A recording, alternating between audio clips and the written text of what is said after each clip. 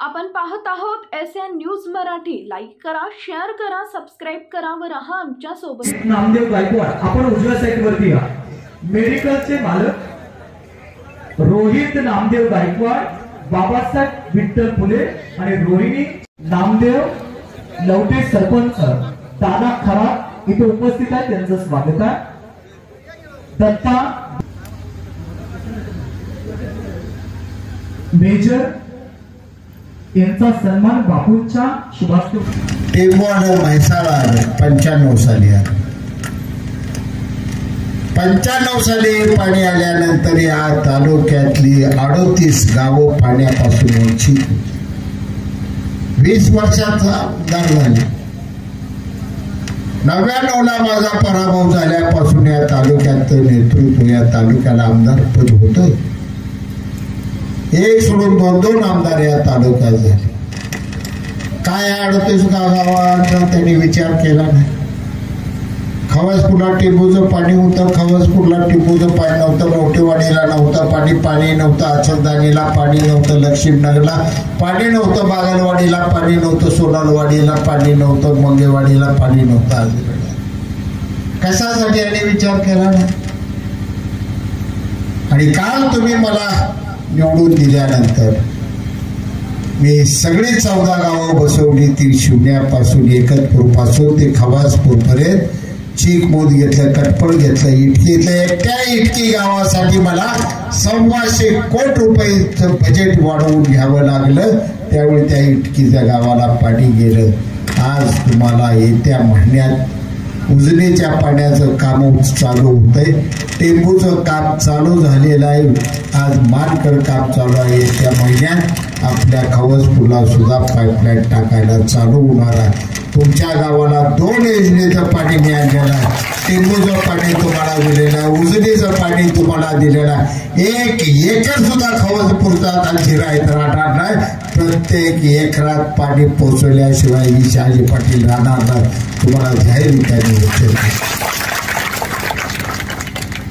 मी कोणता बोलायचा पाहिला, कोणत्या गावात किती मतं पडली, कोण लीड आहे, कुणाला ज्यादा मतं पडली, कुणाला कमी मतं पडली, कुठल्या समाजाचं गाव आहे, कुठल्या जातीचं गाव आहे, अजिबात काम करत असताना गेल्या 5 वर्षात मी हा विचार केला।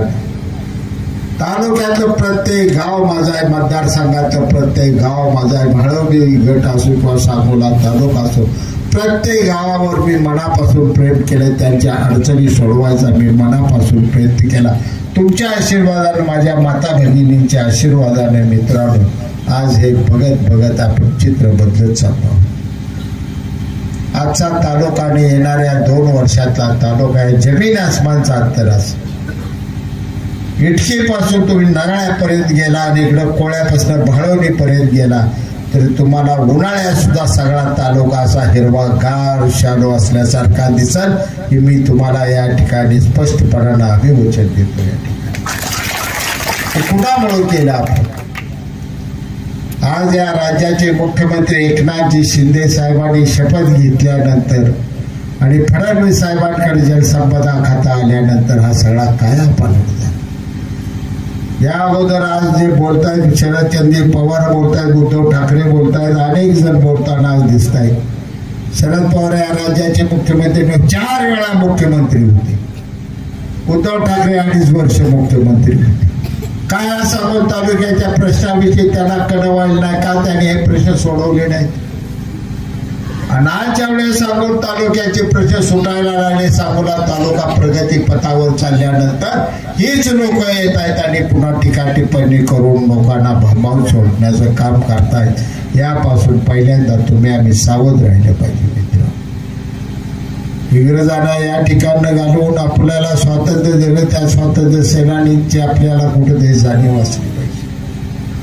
अनेक जण हुतात्मा झाले, अनेकाने स्वतःच्या हाताने फास घेतला आणि गळ्याला अडकून घेतला, अनेकाने तुरुंगवास बाजूला, अनेकाने गोळ्या छाताडावर झेलल्या। त्यावेळी भारत माता स्वतंत्र झाली आणि या स्वतंत्र झालेल्या भारत मातेला सुफलाम करायचं आपण गीत गातो। हे गीत कुणी लिहिलेलं होतं? हे गीत वंदे मातरम कुठल्या कवीने लिहिलेलं? हे गीत एका शेतकऱ्यानं बंगालच्या बंकिमचंद्र चटर्जी या एका बंगालच्या एका शेतकऱ्याने हे गीत लिहिलं. पहाटला स्वतःच्या भाताला पाणी देत असताना, पाणी पाजत असताना बंकिमचंद्र चटर्जीने या भारत मातेला एक आरती ओवाळली. वंदे मातरम शस्य श्यामल सुजलाम सुफला भवते मातरम. हे माते, आम्हाला स्वातंत्र्य मिळाल्यानंतर तुला आम्ही सुजलाम करू, तुला आम्ही सुफलाम करू, तुला आम्ही असे दागिन्याने मडवून टाकू. ही भारत माता आमची डौलाने जगाच्या पाठीवर ताट मानून उभा राहील, हे स्वप्न गाणारं गीत त्या शेतकऱ्याने का गायलं.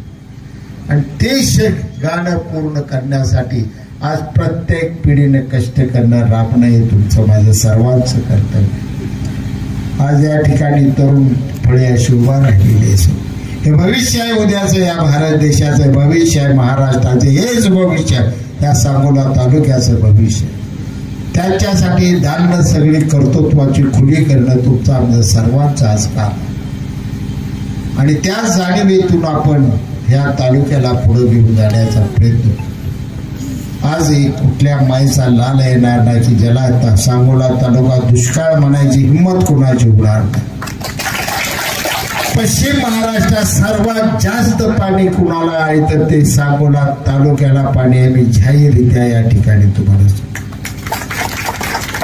एवढं पाणी आता माळशिरस तालुक्याला नाही, एवढं पाणी आता बारामती तालुक्याला नाही, एवढं पाणी पंढरपूर तालुक्याला नाही, एवढं पाणी माढा तालुक्याला. सर्वात जास्त पाणी कुणाला आहे तर ते सांगोला तालुक्याला आहे. एवढं पाणी सांगोला तालुक्याच्या शेतीला आणण्याला आपल्याला यश मिळाले. आज टेंबूचं जवळजवळ आपण या ठिकाणी 8 TMC पाणी आणले. 2 TMC उजनीचं पाणी आपण मिळवू. म्हैसाळचं 2 TMC आपण पाणी मिळवू. निरा उजवा कालव्याचं 4 TMC पाणी वापरतो. आता 1 TMC अजून पाणी वाढायला आलं. जवळपास 20 TMC पाणी एका भाटघरच्या धरणा एवढं पाणी एकट्या सांगोला तालुक्याला मिळवायला आपल्याला यश मिळालं. हे यश फक्त आणि फक्त कुणामुळे मिळालं तर या सांगोला तालुक्याच्या जनतेमुळं आणि मुख्यमंत्री एकनाथजी शिंदे, फडणवीस साहेब, अजितदादा यांच्यामुळे मिळालं. या युतीच्या शासनामुळे आपल्याला यश मिळाले. मनापासून आम्ही स्वीकारलं. पण काम कधी बंद केलं नाही. पडलो तरी कामात राहिलो, निवडून आलो तरी कामात राहिलो. सांगोला तालुक्याच्या प्रत्येक माझ्या माता बहिणी, आया बहिणीचं आणि जनतेचं, शेतकरी, शेतमजूर, दलित, दुबळ्यांचं प्रत्येकाची सेवा करणं. माझा तालुका पुढे गेला पाहिजे, माझा तालुका प्रगतीपथावर गेला, हाच एक ध्यास घेऊन मी काम करतो. माझे सगळे सहकारी काम करतात. आणि गेल्या आठवड्यात मी पाणी पुरवठा मंत्री गुलाबराव पाटलांच्या समोर बैठक घेतली. 22-23 अधिकारी सगळे महाराष्ट्रातले बोलवून ती बैठक झाली. सोलापूरचे अधिकारी होते, सांगलीचे अधिकारी होते, मंत्रालयाचे सर्व सेक्रेटरी त्या ठिकाणी होते. आणि निर्णय कायमचा करून टाकला ही योजना महाराष्ट्र शासन कायम स्वरूपी चालवल. आणि या योजनेला विजेचा खर्च जो येतोय तुमच्या आमच्यावर ग्रामपंचायत बोजा पडतोय, त्यासाठी सौर ऊर्जेचा प्रकल्प उभा करायचा आणि योजना सौर ऊर्जेवर चालवायची असा निर्णय घेतला गुलाबराव पाटलांनी. त्यासाठी लागेल तेवढा निधी देण्याचं बैठकीत वचन दिलेला, शब्द दिला, रेकॉर्ड झालेला आहे. त्याचं धडपडलं, काम केलं, राबलं. आपली भावना आणि आपली बुद्धिमत्ता प्रामाणिक असेल तर जनतेचा कुठलाही प्रश्न आपण सोडवू शकतो. महाराष्ट्रात पहिला एकच तालुका आहे तुमचा माझा, एक सांगोला तालुका, ज्यावर एकनाथ शिंदे साहेबांनी माझ्या पत्रावर सही केली. आणि 95,000 सातबाऱ्याच्या शेतकऱ्यांना जळीताचं अनुदान मिळालं. तुम्हाला 60,000, 70,000, 80,000, 1.5 लाख, 2.25 लाखापर्यंत एका शेतकऱ्याला पैसे मिळाले. महाराष्ट्राचा एकमेव आपला तालुका. आज 80,000 या ठिकाणी आणि 20,000, 35,000 बळवणी गटात 1.25 लाख लाडक्या बहिणींना पैसे आलेले.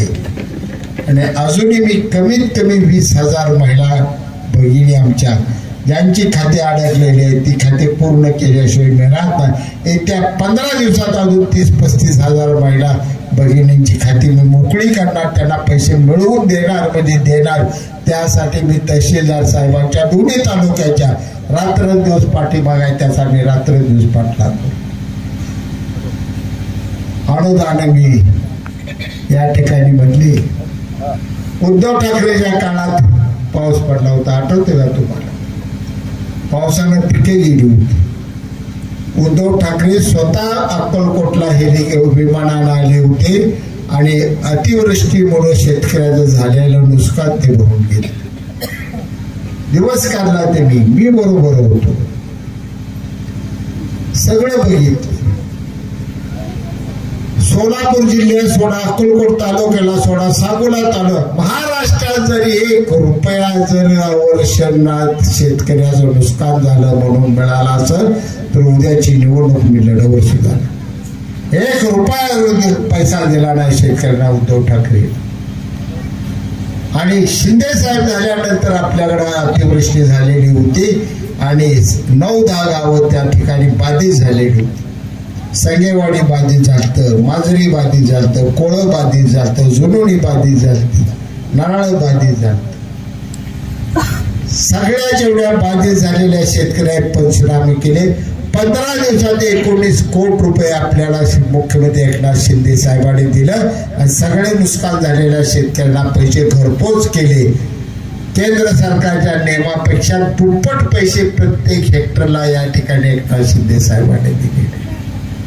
मग काम करणाऱ्या माणसाचं समर्थन करायचं का काम न करणाऱ्या माणसाच्या नुसत्या भाषणाला घोषणाबाजीला बळी पडायचं याचा विचार तुम्ही केला पाहिजे. पुढे वाटचाल अजूनही भरपूर आहे. केलं असेल काम तुमच्यामुळे केलं, तुमच्या आशीर्वादामुळे केलं, तुम्ही शक्ती दिली, ताकद दिली, मला आमदार बनवलं म्हणून मी काम केलं. माझा बाप आमदार नव्हता, माझा कोण घरात खासदार नव्हतं, माझं कोण नव्हतं. मी शेतकऱ्याच्या पोटी घेतलेल्या शेतकऱ्याला पोरगा म्हणूनच आज वागतोय. शेतकऱ्या पोटी मी जन्म घेतले. पण माझ्या घरातली माझ्या शेतीचे दुःख मी बाळपणी बघितलेले. पोटात आग पडल्यानंतर काय नेमकं होतं याची जाणीव मला आहे. शाळा सुटल्यानंतर टोपलीत भाकरी ठसल्यावर काय रडू येतं हे दुःख मी पचवलेलं आहे. माझ्या भावाने माझ्या बहिणीने हे दुःख पचवलेलं आहे. गरिबीच्या व्यथा या वेगळ्या असतात. त्या व्यथेची जाणीव ठेवून आपण जगलं पाहिजे. माझ्या आईला काम केल्यानंतर किती कष्ट पडलं, किती थकली भागली ती घरी. मी सुभाष राणा पदात आहे.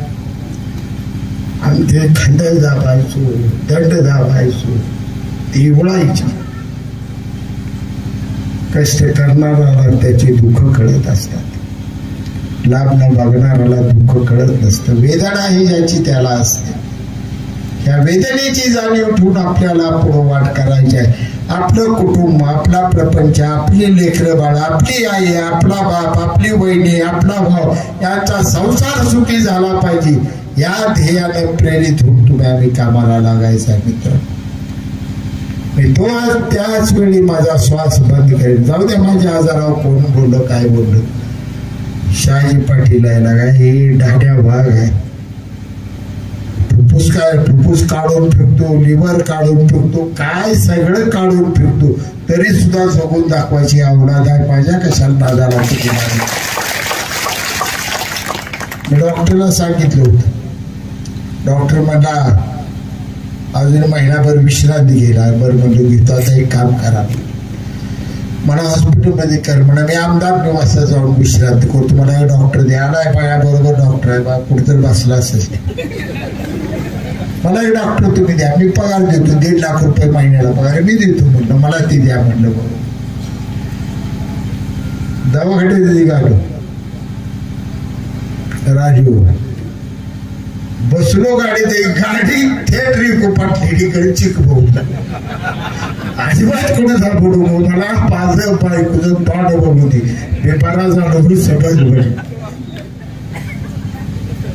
माझ्या माणसात आलो, माझ्या घरात आलो, माझ्या बायको जवळ आलो, माझ्या भावाजवळ आलो, माझ्या बहिणीजवळ आलो, माझ्या तालुक्याच्या जनतेजवळ आलो.